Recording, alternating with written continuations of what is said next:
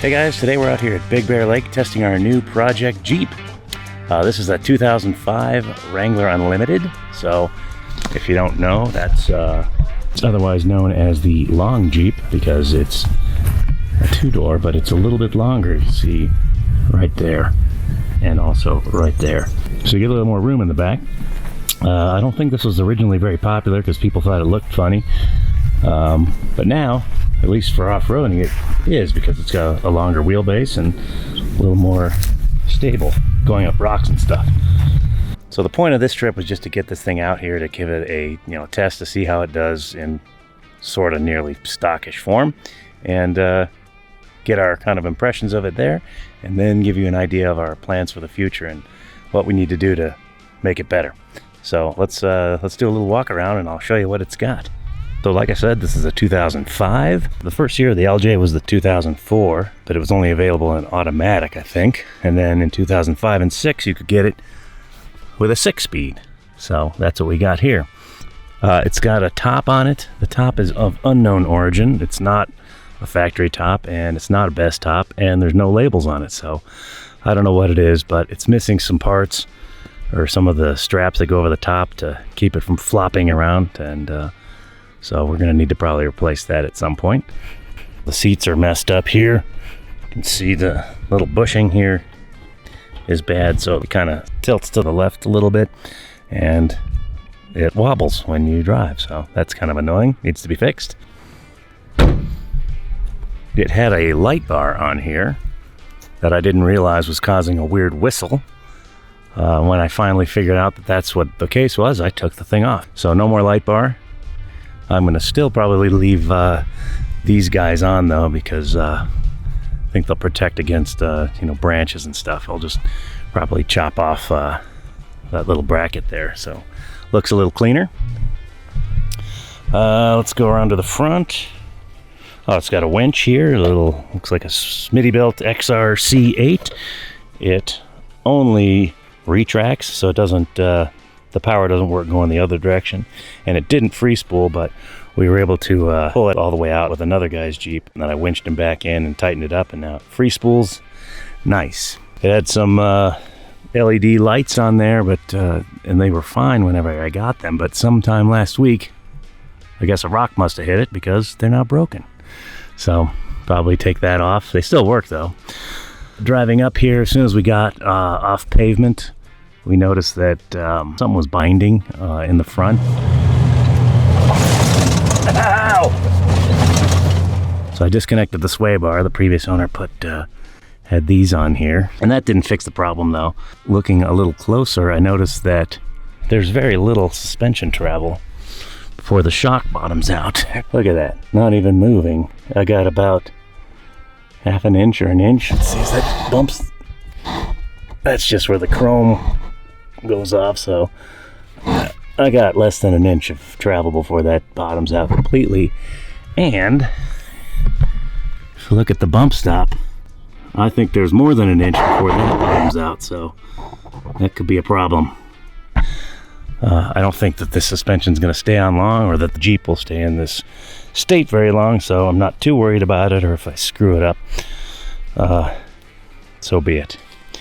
It came with these BFG KM3s, the mud terrains. That's a 31-inch tire, and they're actually brand new, so my suspicion is the previous owner probably had some bigger tires on it, wheels and tires, and he wanted to take them, so he bought these new tires, and actually the wheels are new too, I think. So I think he replaced them with those, and I only have 4 tires. I don't have a spare either, so this is not going to be a long-term solution either. Looking at the back, it looks like under here someone drew a penis on there. Sorry about that. This looks like looks like one of the bolts is still down in there, but looks like this used to be a bumper that had a rack on it to hold the tire, and the previous owner at least took part of it. So I probably want to do something a little more with a little more clearance, or a little flusher up here, so I'll probably have to figure out something new for that. What else is back here? Oh, So I got this thing for 12,000 bucks during COVID, maybe about a month or two ago. I think it's a pretty good deal. There's definitely some janky stuff on here that needs to be fixed, but one of the other things that he didn't mention was this appears to be a Genrite 31-gallon tank, which when I looked up on the site was like over $2,000. But with my plans, I may not be able to keep that fuel tank, so maybe that'll be for sale. So if you're interested, let us know in the comments. It's got airbags in the springs here, probably for, if he had a safari tank on here, maybe he's some sort of overlander dude and had the thing loaded up. But underneath this little cap here is a Schrader valve, and if you put air in that, it fills up those bags and lifts up the rear end a little bit. So I guess that's kind of cool. It's hard to see now also, but these came stock with a Dana 44 rear end, and it looked like it had a locker in it because I saw some wires coming out of the thing, and I traced the wires up to the front into the cab here. However, when I hit the button for it, nothing happened. So I did some testing. I applied just direct power to the wires and nothing happened again. Then I ended up taking off the diff cover and finding that there was a locker in there. It was an old Auburn unit that functioned as both a limited slip differential when it wasn't engaged and then a clutch type locker when it is engaged. But according to the serial number and the guy I talked to at Auburn, it was 11 years old and probably not worth repairing. So it's just sitting in there being a open differential. The limited slip part doesn't work either. It also looks like it has chromoly axles in the rear at least. The brakes on this thing are pretty rusted and gross. It looks like the previous owner painted the entire frame, so I don't know if it was rusty too. What else? So it has, I forgot what brand this is. I'll put it up on the screen. It's a Rough Country or some sliders here on the side, so a little bit of protection that the previous owner decided not to take off, so appreciate that. Underneath, it's pretty, the belly here hangs down pretty good, so we scraped that a few times yesterday doing some testing. There's a crack in the exhaust manifold, a pretty big one actually, that makes quite a bit of noise. I can probably pop the hood here. That's something that's going to need to be addressed. I don't know how it passed smog here in California with that, but it did, so I got at least a year before I need to worry about it, hopefully. So they put this Banks Ram Air thing in here, and then I think the Ram Air comes with this Ram Air scoop that's not anywhere near where a scoop should be if it's going to feed that thing, but this ugly thing is on the hood here.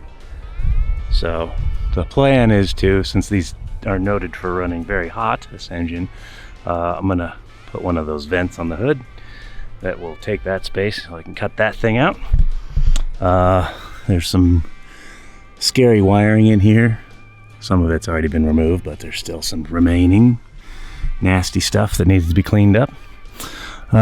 It's leaking oil out of the, I assume, rear main seal because it's coming out right in front of the transmission. My alternator has a crack in it. This pulley is cracked here. What else? Oh, yeah, this is in nasty shape here. So there's a lot of things that need to be gone through, but unless anything happens on our quick little drive today, I should be okay to get home.